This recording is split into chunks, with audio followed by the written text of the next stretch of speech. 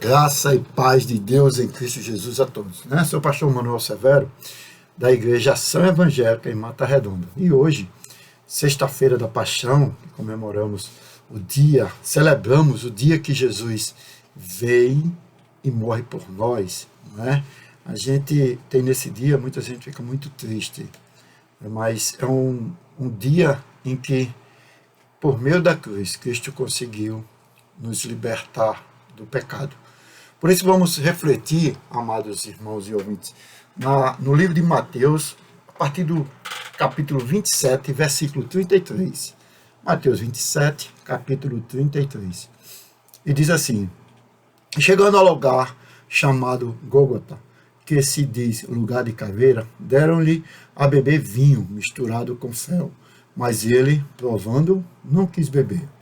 E, havendo crucificado,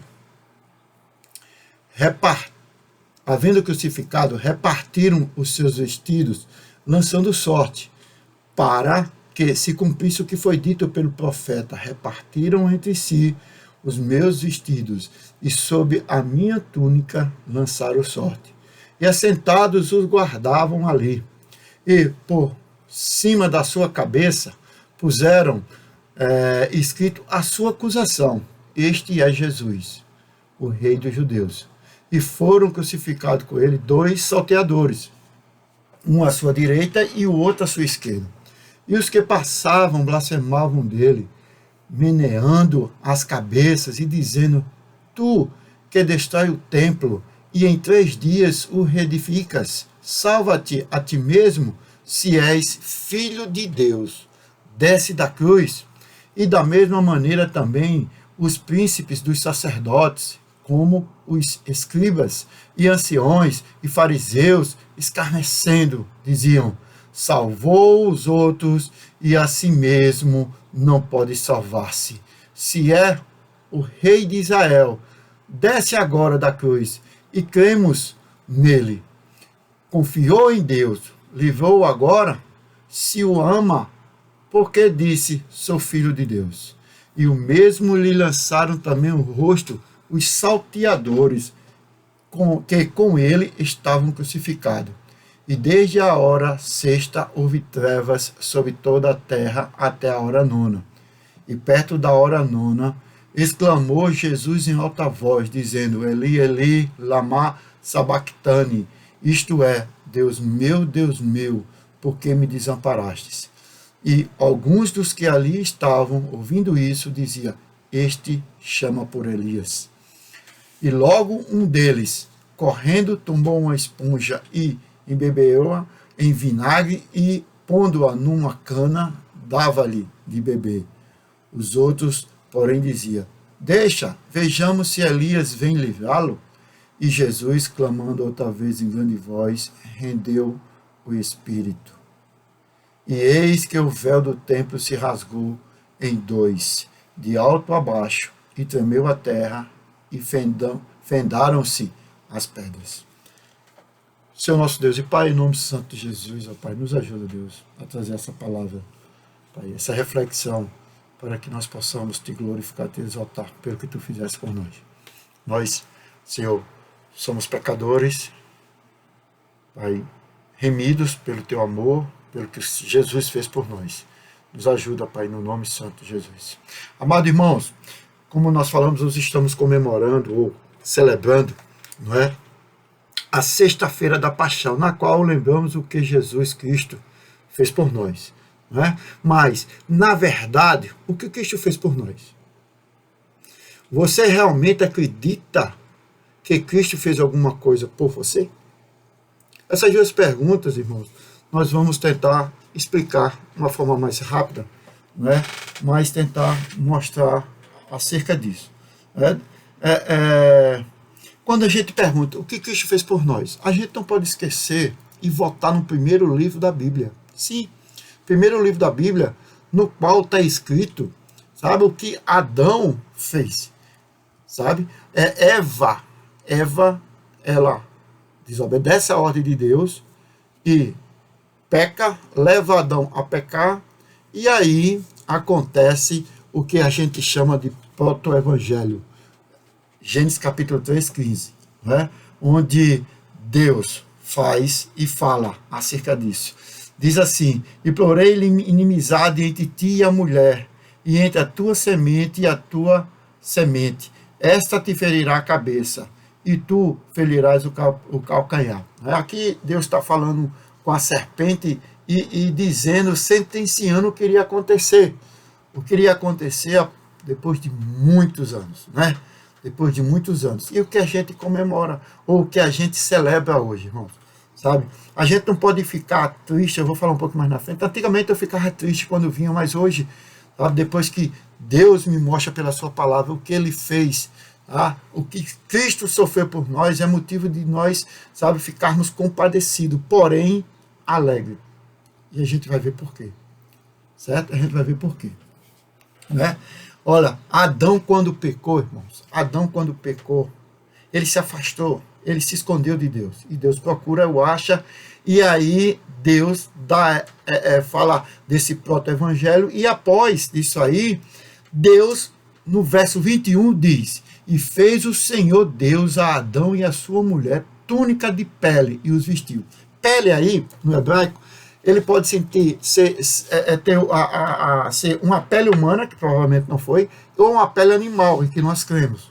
E aí a gente começa a perceber a primeira ação de Deus para reconciliar a comunhão dele com Adão, reconciliar a comunhão dele com o seu povo, que havia pecado. Né? Adão pecou, Adão quebrou o pacto. E aí, por si só, Adão não poderia fazer nada. Quando Deus questiona, Adão disse: eu estou nu. Ou seja, foi me revelado que pelo meu pecado eu não posso estar de frente da tua santidade, Deus. E Deus providencia isso. Né? E ainda a gente não pode esquecer uma passagem linda que também aponta para Jesus. Aponta porque a gente está vivendo hoje, no dia de hoje, no dia sexta-feira da paixão de Cristo. Amém? Isso apontou para 2.000 anos atrás, aproximadamente 2.000 anos atrás, que nós hoje estamos celebrando a sexta-feira da paixão. Né? Então, a palavra de Deus nos diz em Gênesis capítulo 22, verso 7, quando Deus chega para Abraão e pede que Abraão sacrifique seu filho Isaque. Olha só, que coisa. Mas Deus solicita que ele faça. Deus aponta onde queria que ele fosse, e ele vai com o filho, 2 servos, e vai subir no monte onde Deus mostra. E chega aqui no verso 7, 22, Gênesis 22, 7. Então falou Isaque a Abraão, seu pai, e disse: meu pai.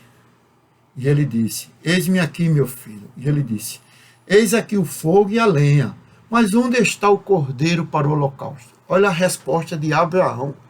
Essa resposta é muito significativa. É muito significativa. Essa resposta, com o versículo 13, nos mostra o que Deus havia já ali falou para Adão, naquela sentença, no próprio evangelho. E agora Deus está apontando por meio de Abraão porque iria acontecer. Olha só. Caminhando junto. O fogo está. Verso 8. E disse Abraão: Deus proverá para si o cordeiro para o holocausto, meu filho. Assim caminharam ambos juntos e viram ao lugar que Deus lhes dissera. E edificou Abraão ali um altar e pôs em ordem a lenha e amarrou a Isaque, seu filho, e deitou sobre o altar em cima da lenha. E estendendo Abraão sua mão, tomou cutelo para imolar seu filho. Mas o anjo do Senhor lhe brandou desde os céus e disse: Abraão, Abraão. E ele disse: eis-me aqui. Então disse: não estenda a tua mão sobre o moço, e não lhe faça nada, porquanto agora sei que temes a Deus, e não me negasse o teu filho, o teu único. Então levantou Abraão os olhos e olhou, e eis um cordeiro detrás dele, travado pelas suas pontas no mato. E foi Abraão e tomou carneiro e ofereceu em holocausto em lugar de seu filho.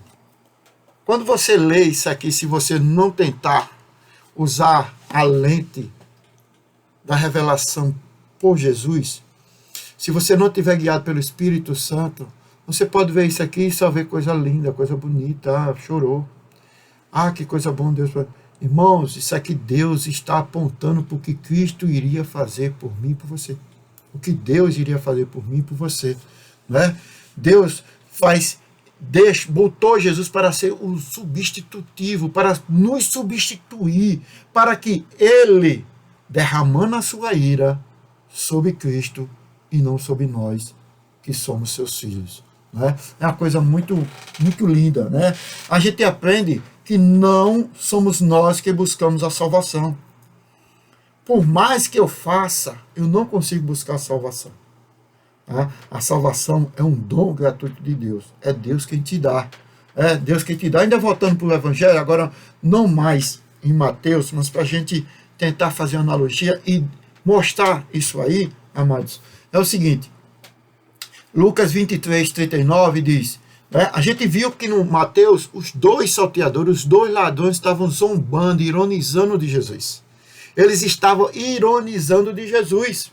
Né? Logo, quando eu era criança, né, minha mãe dizia, e eu ouvia várias pessoas dizer, Jesus foi pendurado onde tinha um ladrão bom e um ladrão ruim. Não. Mateus diz que todos os dois zombavam de Jesus. Todos os dois ironizavam de Jesus.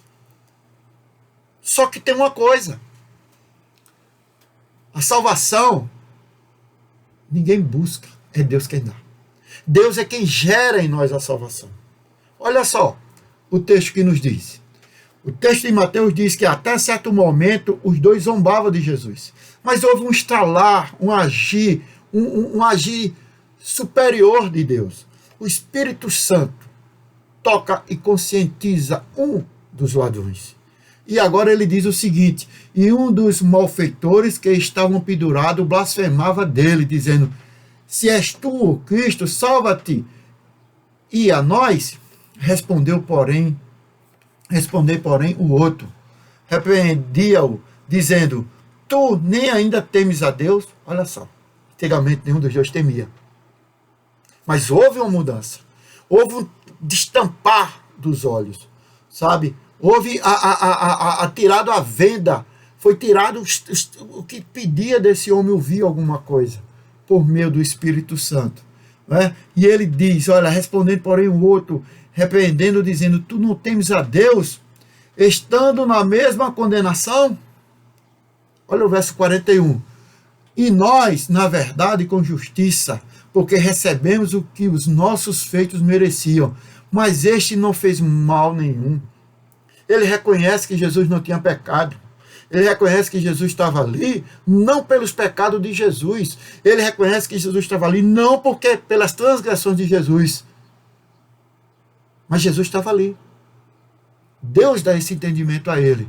E depois ele diz no verso 42, e disse ainda a Jesus, Senhor, olha só, Senhor, reconhece um senhorio de Jesus.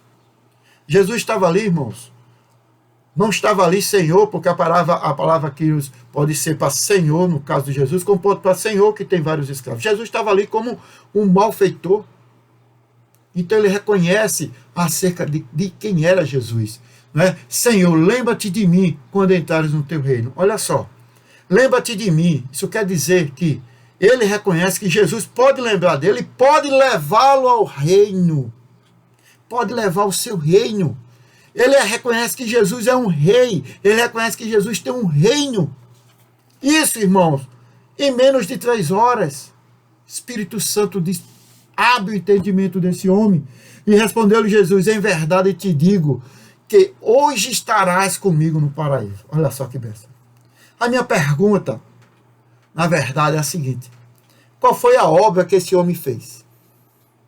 Qual foi a ação para agradar a Deus, com as suas mãos, com o seu agir que ele fez? Nenhuma.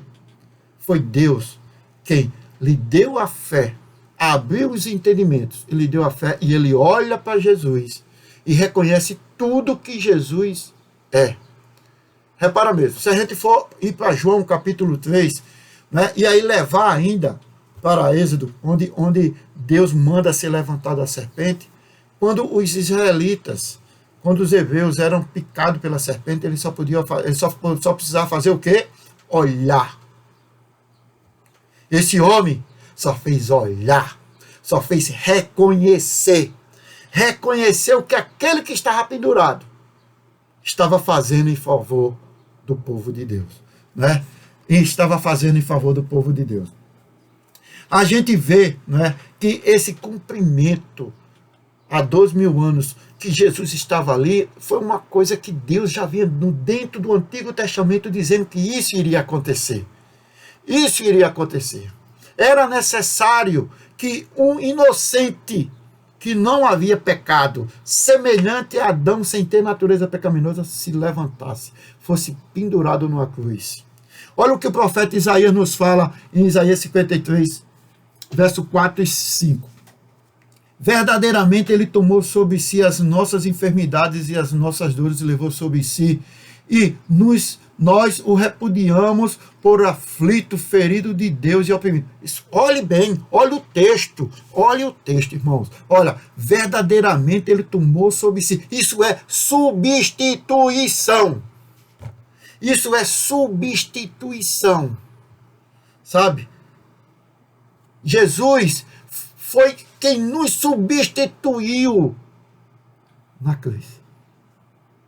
Isaías profetizou isso há muitos anos antes. Ele foi quem nos substituiu. No verso 5 a gente vê o quê? O penal. Vê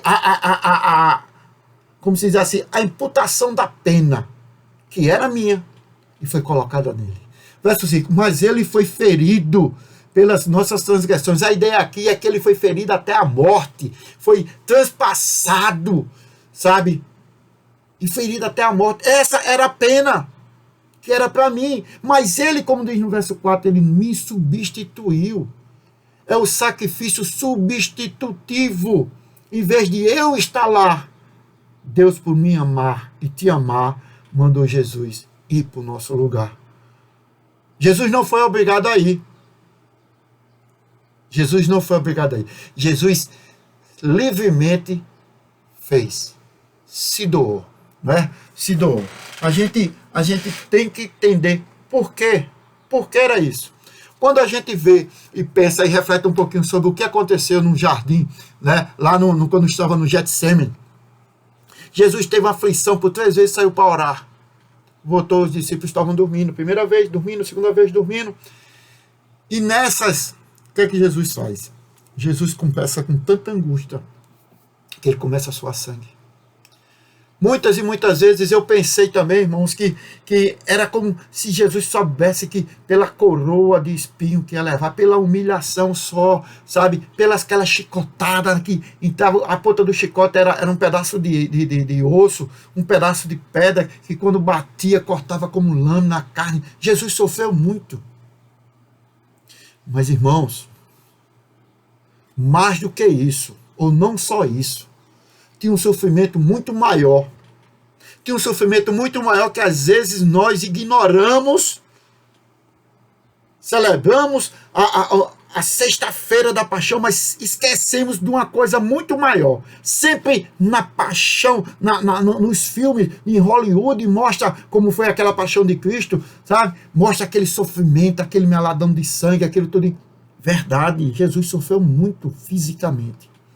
Mas o maior sofrimento, eu creio, de Jesus, foi levar sobre si a ira de Deus que estava destinada a mim e a você.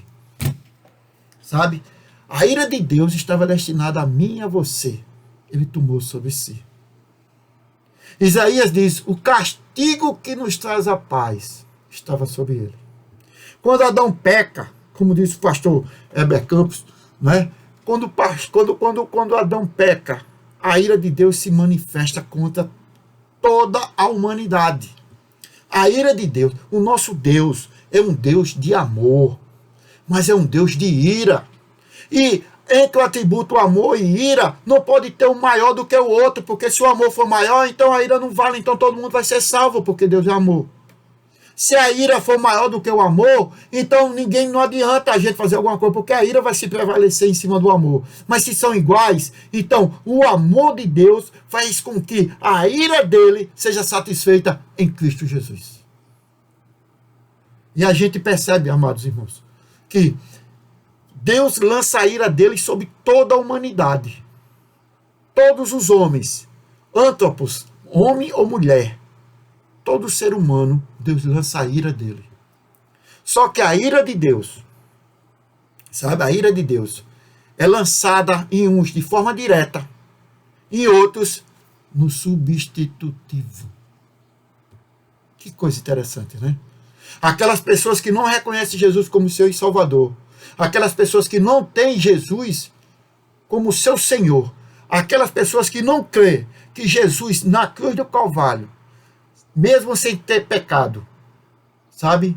Ele foi lá como substitutivo, ele foi lá no meu lugar, no seu lugar, para receber sobre a ira sobre si, a ira de Deus que estava destinado a mim e a você. Se você não crê, você não pode comemorar hoje, ou você não pode celebrar Sexta-feira Santa da Paixão.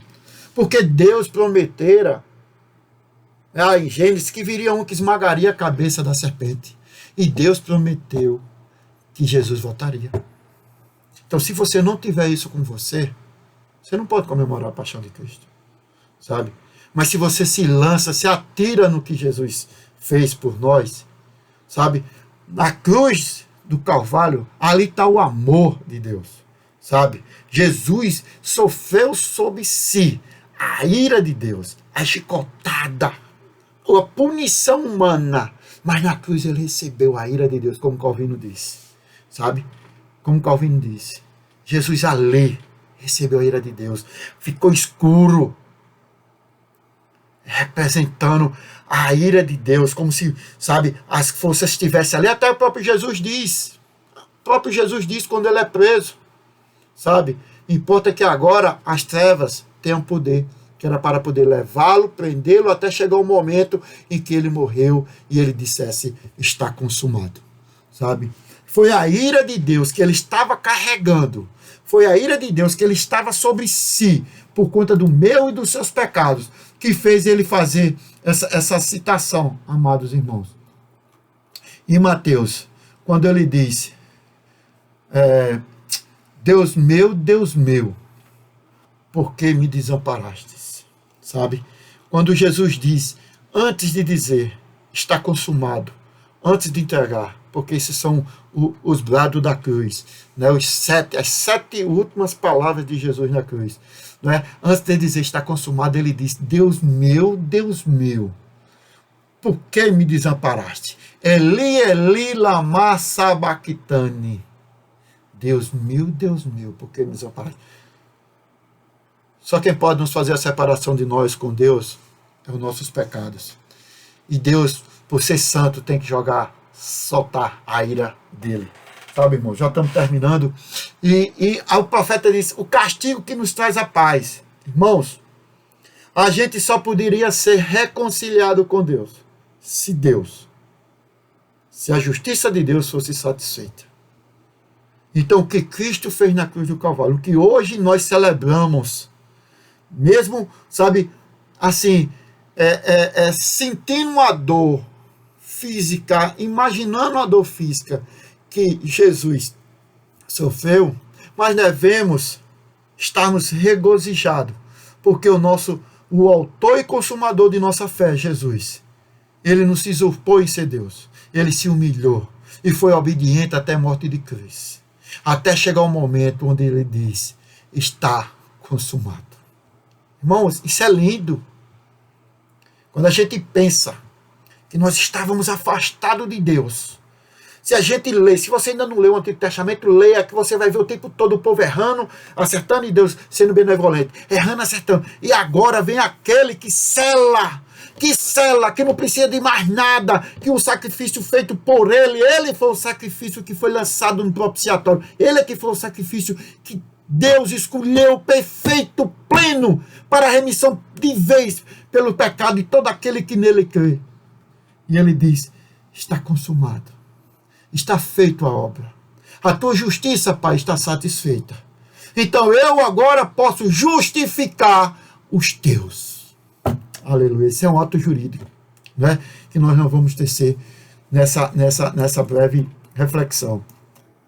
Irmãos, a gente vê, né, que Em Romanos capítulo 5, verso 1, diz: sendo, pois, justificado pela fé, temos paz com Deus por meio ou através do nosso Senhor Jesus Cristo. Ninguém tem paz com Deus a não ser por meio de Jesus. Ninguém pode estar entre a gente e Deus a não ser Jesus. É o que diz o texto. A justificação é por isso. Não é? Então, volto de novo à pergunta. Mas o que Cristo fez por nós? Cristo nos substituiu, levando sobre si os nossos pecados. E por isso, Deus lançou sobre ele a ira. Quando Cristo estava ali, como um dos livros que eu li, quando Cristo estava ali e o seu sangue derramou no chão, o sangue derramado no chão, não só molhou aquele chão, mas o sangue derramado no chão saiu caminhando e bateu em mim. E viu meus defeitos. E mostrou minhas falhas. Mas me libertou. Mas, sabe, me fez nova criação.